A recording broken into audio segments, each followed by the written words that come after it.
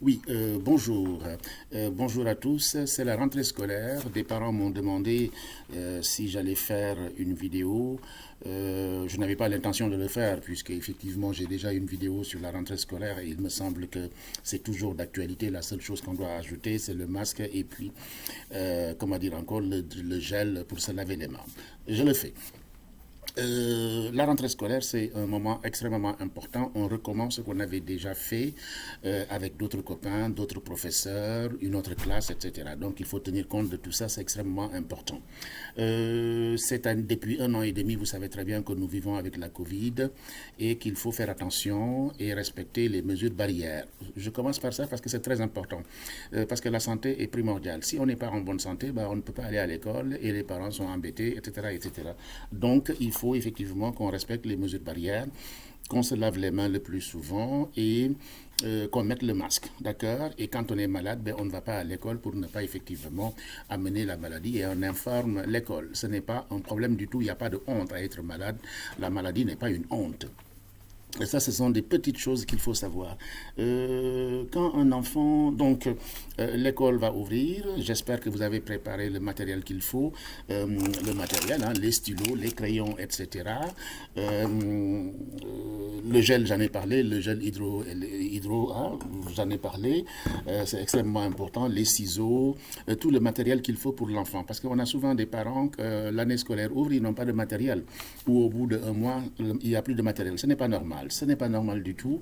L'enfant doit avoir un matériel. Quand on fait des enfants, c'est parce qu'on sait qu'on peut effectivement assumer un temps soit peu. C'est pourquoi j'ai l'habitude de dire que faire un enfant, c'est un projet. Ça dérange, mais c'est la vérité.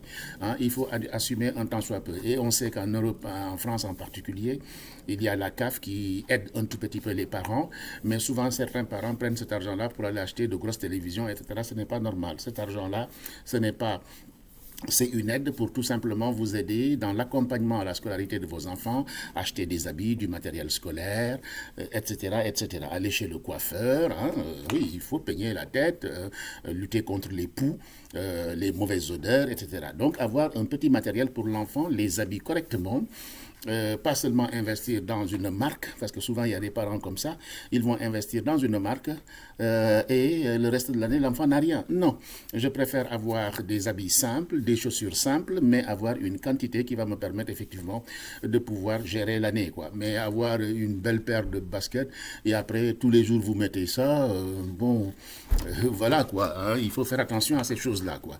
Hein, et ne pas essayer de montrer ce qu'on n'a pas ou de frimer, dire que moi j'ai des marques, etc. C'est vraiment léger. Les gens n'ont pas le temps de ça. Hein.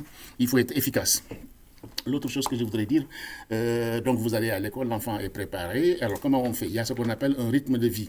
Un rythme de vie, c'est très simple. Prendre la douche. Prendre la douche. Soit si c'est une grande famille, effectivement, le matin, il y aura embouteillage, donc vous prenez la douche le soir, la moitié le soir, l'autre moitié le matin. Vous vous organisez, ça c'est des problèmes de famille, d'accord? Chaque famille peut s'organiser. Ensuite, le brossage des dents, dormir assez bien. Hein. Éviter de regarder de trop la télévision et les smartphones, les écrans, parce que ça fatigue. Hein. Tout ça est important à gérer. Et puis, à l'école, l'enfant, vous l'accompagnez à l'école, bien entendu, hein, parce que la route est dangereuse, la rue est dangereuse. Il faut éviter effectivement de confier vos enfants aux grands frères, aux petits frères. Si vous ne pouvez pas, je suis d'accord. Mais si vous pouvez, prenez la peine effectivement d'accompagner vos enfants à l'école. Il y a des parents qui ne peuvent pas, qui travaillent très tôt. Je le comprends très bien. Voilà. Hein, donc, ils sont bien organisés. Il y a le système de téléphone. Ils appellent les enfants. Et ça permet aussi à certains enfants de bien grandir. Il y a une relation de confiance. Et puis, ils aident la maman. Parce que si, effectivement, la maman ne va pas au travail, ça ne va pas du tout. Donc, l'enfant, effectivement, est obligé de s'autogérer avec la complicité, effectivement, de la maman qui est à distance par le téléphone. Elle gère. Et ça me semble extrêmement important. Quand l'enfant rentre à la maison, vous lui demandez comment ça s'est passé, est-ce que tout s'est bien passé, est-ce que tu as compris, tu n'as pas compris. Donc vous regardez le carnet de correspondance, c'est extrêmement important, c'est la relation entre les parents et l'école. Aussi, ou bien c'est en ligne, ce qu'on appelle pronote, ce qui fait que on vous incite, vous les parents, on vous incite On vous incite, les parents, à vous initier à l'Internet, parce que maintenant tout est dématérialisé, comme la CAF, comme les impôts. Donc le bulletin scolaire, le carnet de correspondance est souvent sur Internet, sur le Pronote. D'accord? Donc ça dépend des écoles. Bien. Donc tout ça est à voir, regarder les devoirs, discuter avec l'enfant, le mettre en confiance, le rassurer, le féliciter, l'encourager, et puis faire les devoirs s'il y a des devoirs à faire, etc. Je sais qu'il y a beaucoup d'écoles qui évitent effectivement de donner des travaux à faire aux enfants, mais s'il y en a, regardez toujours. Travailler avec l'enfant, c'est faire attention, donc surveiller l'enfant, le téléphone, la télévision, etc. Donc préparer aussi le cartable, toujours bien préparer le cartable. Les crayons, il faut bien les tailler. Bien tailler les crayons, avoir de la colle, le matériel scolaire. Il est extrêmement important, le matériel scolaire, parce qu'il y a des enfants qui arrivent, ils n'ont rien, et ça ne va pas du tout. L'autre chose que je voudrais dire, comme on a préparé le cartable, comment dire encore, oui, sur le couchage, j'en ai parlé aussi. Alors, les enfants, sur l'hygiène, c'est très important, se brosser les dents, se laver. Il y en a qui transpirent, on nettoie les aisselles. Il y a des déodorants. Il y a la poudre d'Alain pour les aisselles, quand ça sent mauvais, etc. Ce n'est pas intéressant. Les chaussures, quand ça sent mauvais, soit on met du vinaigre, des choses comme ça. Effectivement, ça arrive à tout le monde, ça. Mais ce qui est important, c'est de savoir qu'on peut corriger. Voilà. Que chacun a une odeur. Mais on peut corriger. On peut corriger. Ils vont faire du sport et puis ils dorment comme ça. En plus, avec la Covid. Voilà. Et quand on rentre à la maison avec, vous savez, la pollinisation, etc., il y a des gens qui ont des allergies. Donc, on se lave les mains. Ceux qui font la douche, c'est très bien. Ceux qui ne font pas la douche, mais au moins, vous mettez la main mouillée et vous le passez sur les cheveux et les oreilles. Et comme ça, vous enlevez le pollen, etc. Vous regardez les yeux des enfants, les oreilles, etc. Et puis, vous consultez le médecin quand c'est nécessaire. Alors, le matin, il faut que l'enfant mange bien. Bien souvent, on a des parents, l'enfant ne mange pas bien du tout. On le laisse se débrouiller. Non, il faut que un enfant qui a bien mangé ne dormira pas à 10 heures, il ne sera pas fatigué, il n'y aura pas de coup de barre. Donc, c'est extrêmement important de contrôler toutes ces petites choses-là. Je le dis parce que c'est du vécu, c'est de l'expérience. C'est ce qu'on enseigne depuis plus de 25 ans, 30 ans. Donc, ce qu'on dit là, c'est vraiment des choses que nous maîtrisons parfaitement. À l'école, il faut respecter les consignes. Quand il y a une difficulté, vous pouvez aller voir le professeur, discuter avec lui. Mon enfant a dit que telle chose s'est passée, ça ne va pas, il ne comprend pas, etc. Qu'est-ce que vous pouvez mettre en place pour que ça se passe bien, etc. Le directeur de l'école est là aussi, donc il faut qu'il y ait une bonne relation entre vous, entre les professeurs et vous, entre l'école et vous, entre la mairie et vous, les institutions. Tout ça est extrêmement important. Donc, j'ai parlé de la bouche, j'ai parlé des cheveux, des aisselles, les chaussures, éviter les marques là qui ne servent à rien. Voilà. Je préfère avoir 5 pantalons que d'avoir un seul pantalon à marque. Je préfère avoir 3 paires de chaussures que d'avoir une paire de chaussures de marque. Ça ne sert à rien. Voilà, pour faire le malin, etc., etc. Voilà. Bien. L'autre chose que je voulais dire, manger équilibré. Manger équilibré est extrêmement important aussi. Manger équilibré. Et puis c'est pourquoi il faut inscrire les enfants à la cantine scolaire. Souvent, certains de nos parents disent non, à l'école, ils ne mangent pas halal. Voilà. Non, mais arrêtez, on est à l'école quand même, là. Et l'école française connaît très bien. À la rentrée scolaire, on demande aux enfants, aux parents, est-ce qu'ils mangent du porc ou sans porc? Si vous mettez sans porc, vous aurez quelque chose à la place. Donc, l'école française est très ouverte là-dessus. Donc, voilà. Laissez les enfants manger à la cantine parce que c'est le seul repas équilibré. Vous savez très bien que bien souvent, nos repas ne sont pas équilibrés. Et puis manger à horaire fixe pour que l'enfant prenne des bonnes habitudes. Respecter les consignes de l'école, c'est extrêmement important. Arriver à l'heure, ne pas traîner, parce que bien souvent, il y a des parents qui viennent en retard et puis veulent forcer pour entrer dans l'école. Non, la gardienne va fermer. L'heure, c'est l'heure. Il n'y a pas à négocier là-dessus. Et puis, il ne faut pas taxer les gens. Oh, vous êtes raciste, etc. Non, ce n'est pas du racisme. C'est l'heure. Il faut respecter l'heure. C'est aussi simple que ça. Voilà. Vous vous réveillez tôt, vous avez votre réveil, vous programmez bien, et puis vous accompagnez tranquillement l'enfant à l'école. Vous ne courez pas. On voit des parents, ils courent. Tous les jours, ils courent. Non, c'est parce que tout simplement, ils ne prennent pas le temps. Il faut préparer l'enfant calmement, calmement, ne pas le stresser. Et vous partez, vous discutez le long du chemin, etc. Et arrêtez votre téléphone quand vous êtes avec l'enfant. Discutez avec lui, rassurez-le, montrez-lui comment on traverse la route, quelles sont les consignes de sécurité pour la route, etc., etc. Tout ça, ce sont des détails, mais c'est important. Qu'est-ce qu'il faut faire, qu'est-ce qu'il ne faut pas faire, etc. Hein, avec les copains, les copines, etc. En classe, suivre, etc. Ne pas être distrait. Donc ça, c'est les mesures de sécurité, les consignes des professeurs, il faut véritablement les suivre et c'est extrêmement important de discuter avec les enfants pour mieux les accompagner dans leur scolarité. Pour les enfants qui sont au collège, etc., vous savez très bien qu'il y a les problèmes de stage, donc il faut s'y préparer assez tôt. Parce que bien souvent, beaucoup de nos enfants ne trouvent pas de stage. Et après, on nous sollicite pour trouver quelque chose. Donc, prenez le temps, dès que vous savez qu'il y a un stage, demandez-vous ce que vous voulez faire, où est-ce que vous voulez faire le stage, et vous cherchez d'abord, et si vous ne trouvez pas, on vous aidera effectivement à trouver des stages. Hein, c'est les élèves de troisième, première, master, etc. Hein, voilà, pour tout le monde.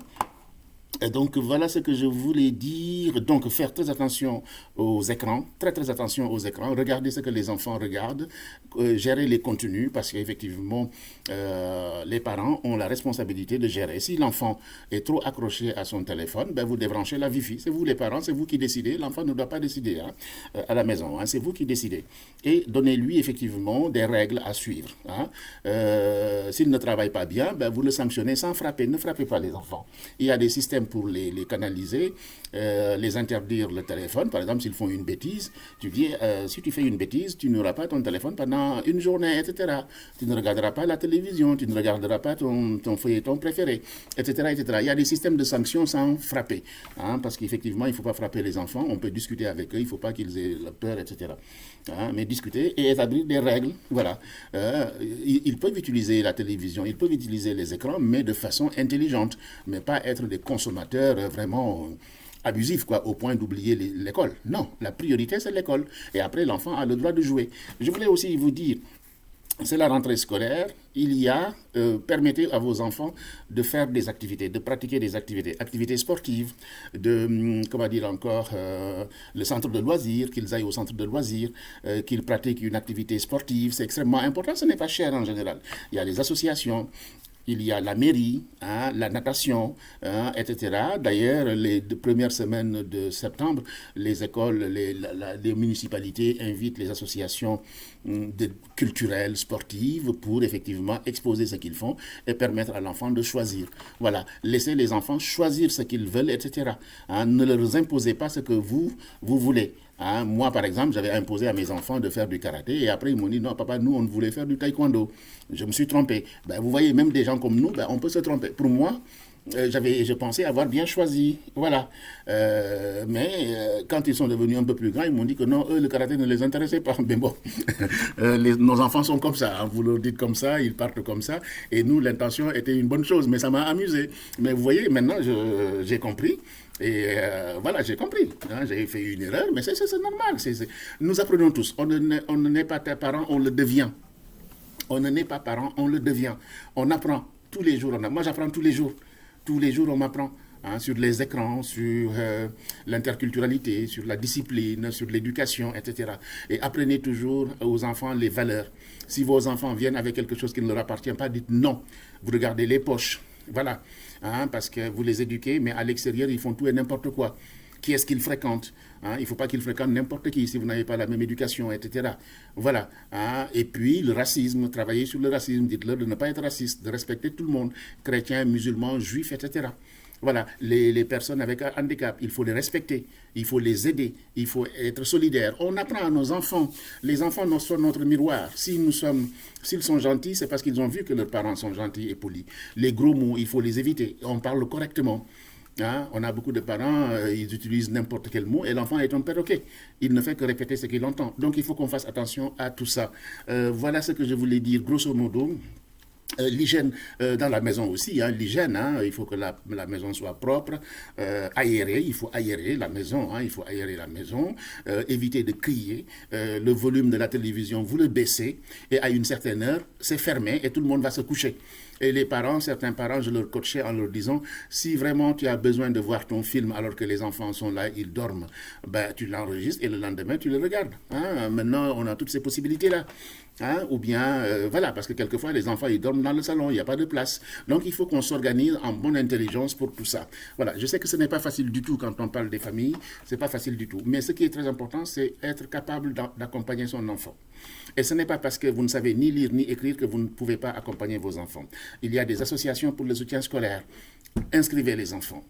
Voilà, au centre de loisirs, les activités sportives, etc. Si vous ne savez pas, si vous ne pouvez pas, demander de l'aide. On va vous aider pour votre enfant, on ne va pas le laisser comme ça. Et en France, on a beaucoup de structures qui accompagnent pour la réussite scolaire, etc. Donc, n'hésitez pas à les contacter. Il y a beaucoup de possibilités. Ne vous taisez pas. Ça arrive à tout le monde. Tout le monde. Voilà. Hein? Et quand l'enfant est têtu, etc., ben soyez vigilants. Soyez vigilants. Assistez aux réunions de l'école. Hein, c'est comme ça qu'on montre effectivement qu'on participe à la scolarité de son enfant, on veut l'accompagner, et c'est extrêmement important que les professeurs, l'institution, l'école voient les parents, c'est important. Voilà, hein, d'accord. Donc voilà, et quand certains parents, quand vous êtes devant l'école, évitez de rester longtemps, de faire du bruit, de discuter, de fumer des cigarettes, etc. Soyez correct, soyez correct. Déposez votre enfant calmement. Une fois qu'il est entre les mains du professeur, vous pouvez partir tranquillement chez vous. Et voilà. Et c'est ainsi que nous formons nos enfants, nous les accompagnons à la scolarité pour leur réussite et notre tranquillité. Je souhaite à tous les enfants une excellente année 2021-2022 en espérant que la Covid va se calmer, hein, en espérant qu'il y aura moins de télétravail, en espérant que nous allons gagner cette bataille contre la Covid et que nous, les parents, nous serons à même de travailler paisiblement, hein, pour mieux accompagner nos enfants et nous-mêmes être bien. Hein. Donc, voilà ce que je voulais vous dire pour cette rentrée scolaire 2021-2022. Hein, les années précédentes étaient très difficiles. Et je vous disais aussi, pour le télétravail, on ne sait jamais. Parce qu'avec ce virus, on ne sait jamais. Beaucoup de parents ont souffert parce qu'ils n'avaient pas d'ordinateur. Hein, donc, demandez, hein, ou si vous n'avez pas d'ordinateur, il y a des grands téléphones avec de grands écrans. On se débrouille avec ça. Ce n'est pas tellement l'idéal, l'ordinateur est mieux. Donc voilà. Et puis les parents, mettez-vous à l'informatique parce que de plus en plus les choses sont dématérialisées. Vous serez obligés. Vous êtes très fort en WhatsApp, en Messenger, en Facebook, etc. Donc c'est la même chose pour l'ordinateur. Hein. Tapez un mail, etc. Hein. Donc voilà, vraiment je souhaite une excellente année à tous les enfants. Fréquentez les associations, faites du sport, des activités, travaillez bien à l'école, respectez les professeurs, les consignes, le voisinage aussi, couchez-vous à l'heure, soyez propre, soyez à l'écoute et puis c'est comme ça qu'on peut réussir. Un enfant bien éduqué est une fierté. Voilà, évitez les mauvaises fréquentations. Si quelqu'un vous incite à mal agir, à voler, à vendre la drogue, vous dites non, ce n'est pas bien du tout. Voilà, hein, taper les gens, non. Les bandes, non. Hein, je ne vais pas être dans une bande, etc. Vous partez. Vous dites non, je n'aime pas ça. Voilà, et vous racontez à vos parents. Hein, ces choses-là, pour que les parents vous donnent encore des conseils et vous encadrent. Vous êtes là pour travailler, pour aller à l'école, réussir, parce que la vie devient de plus en plus difficile. Mais un enfant doit vivre son enfance dans le calme, la sérénité. Et cette sérénité-là, ce sont les parents qui peuvent aussi le donner à la base. Et l'école va continuer effectivement à l'instruire. Nous devons éduquer nos enfants et l'école doit instruire. À ça, il faut le savoir. C'est extrêmement important. Voilà ce que je voulais dire pour cette rentrée scolaire. En vous souhaitant encore une fois à nous tous, les parents, une bonne santé, que la Covid disparaisse, que nos enfants soient dans de bonnes conditions pour effectivement travailler calmement et puis plein succès à tout le monde. Ensemble, nous réussirons. Hein. Ne soyez pas seuls dans votre coin, parlons, expliquons les choses et c'est la seule façon pour nous et nos enfants de réussir une scolarité tranquille. Voilà. Merci beaucoup, merci à tous et bon courage, bon courage. Au revoir. Pape Bakary Sissoko, abonnez-vous, partagez.